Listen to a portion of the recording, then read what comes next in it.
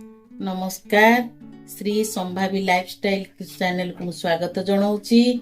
मु आज आपण मानक पाखरे एमिति गोटे रेसिपी शेयर करने को जाऊँगी जहाँ बिना तेल बिना पियाज रसुण रे पानी संतुला। मो रेसिपीटी जदि आपण को भल लागिबो आपण लाइक करिवे शेयर करिवे केमिति लागिला मते कमेंट रे जणेबे। आकु आपण अरुआ भात उषुना भात रुटी परोटा सांगेरे तातिला तातिला खाइबे केते टेस्ट लागिबो मते कमेंट रे लिखिकी जणेबे। आजी आमे प्रस्तुत करिबा पानी संतुला बिना तेल बिना पियाज रसुण रे। मु पानी संतुला पे गोटे छोटो साइज रो अमृतभंडा नै जाईची ताकू एंती चोपा छड़ेई मीडियम साइज रो टिक टिक करी काटी देईची। कंचा कदली ताकू भी चोपा छड़ेई करी एंती टिक टिक करी काटी देईची। झुडुंग टिके टिके करी काटी देईची। गोटे पोटल नैची ताकू चोपा छड़ेई करी एंती टिक टिक करी काटी देईची। गोटे बड़ आलू आन नैची ताकू चोपा छड़ेई मीडियम साइज रो काटी देईची। कखारू भी ताकू टिक टिक करी काटी देईची। पानी संतुला पे आमे पैन टाकू मु बसई देईची गैस रे। पैन भी ताती गेलानी। आमे सेतरे गोटे काच ग्लास रे ग्लास पानी ऐड कर दवा। एतिरे आमे हाफ चमच हळदी गुंड देई दवा। पानी टाकू टिके फुटिया को छाडी देबी। आकु मु घोड़ेई दउची 2 मिनिट। पानी टा फुटी गेले आमे परिबाटा पकई देबी। हमर एबे 2 मिनिट पाखा पाखी हेलानी। पानी भी फुटी गेलानी। आमे एथरक परिबा पकई देबा। अमृतभंडा पकई दउची कदली सब परिबा एकाथरे पकई दउची।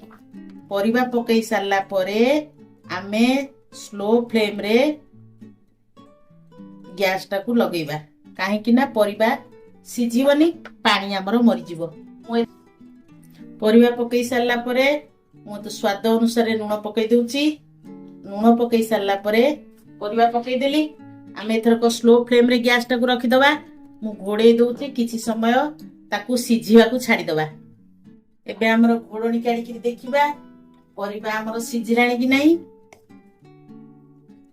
देखंतु परिबा पूरा बोधे सिझी गेलानी। देखुची मु अमृतभंडा सिझी गेलानी।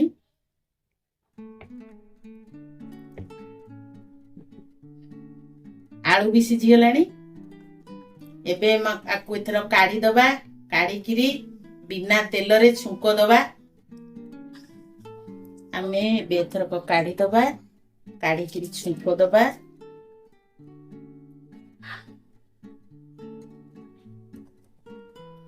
छुंको दबा पई हमर करेई ताती गेलानी।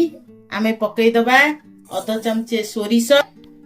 सोरिष टिके फुटी गले आमे एतरे पकई दबा जीरा। सोरिष टिके फुटिलानी पकई दउची चमचे जीरा। काहे कि ना आमे एटाकू बिना तेल बिना पियाज रसुण रे करछे। आमे एतरे तेल ऐड करिने सोरिष जीरा सब फुटी गलानी। सेतिरे आमे पकई दबा दीटा सुखिला लंका। जीरा सोरिष सब भाजी हे गलानी। सेतिरे आमे पकई दबा टमाटो। मु गोटे बड़ लाली टमाटो को ताकू चुन चुन करी काटी की रखीची। सोरिष आ जीरा लंका सब भाजी हे गलानी। आमे एतरे देई दबा टमाटो कटा। गोटे बड़ नाली टमाटो को टिक टिक करी काटी की रखी देली। सेतिरे आमे पकई दबा भूसंग पत्र।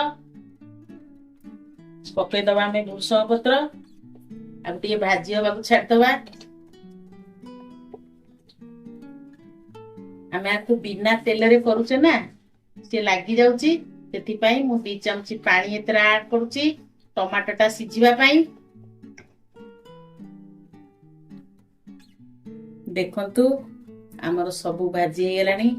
टमाटो सोरिष जीरा भूसंग पत्र सबु भाजी हे गेलानी। आमे एथरक संतुला को ता भितरे अजाडी दबा।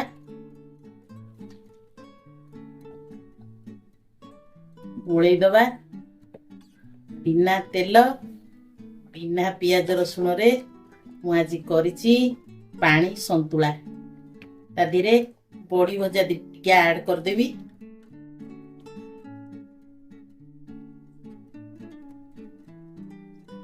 ଏବେ ଆମେ ଏଥିରେ ପକେଇଦବା ବଡି ଭଜା। ମୁଁ ଆଗରୁ ବଡିଟାକୁ ଭାଜିକିରି ରଖିଦେଇଥିଲି, ସେଥିପାଇଁ ମୁଁ ଆପଣଙ୍କୁ ଦେଖେଇ ପାରିନଥିଲି। ବଡି ଭଜାଟା ପକେଇଦେଲେ ତାର ଅଲଗା ବାସ୍ନାଟା ଆସିବ, ଖାଇବାକୁ ପାଟିକି ବହୁତ ଟେଷ୍ଟ ଲାଗିବ। ଆମେ ଏଥରକ ବଡିଟା ସିଝିବା ପାଇଁ 2 ମିନିଟ୍ ଘୋଡେଇ ଦବା।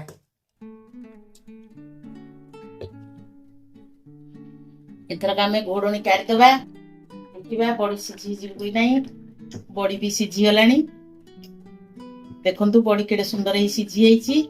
ଆମର ଏବେ ପ୍ରସ୍ତୁତ ହେଇଗଲା ବିନା ତେଲ ବିନା ପିଆଜ ରସୁଣରେ ପାଣି ସନ୍ତୁଳା। କେତେ ସୁନ୍ଦର କଲର ଆସିଲାଣି ଦେଖନ୍ତୁ। ତେଲ ପକେଇବା କଣ ଦରକାର,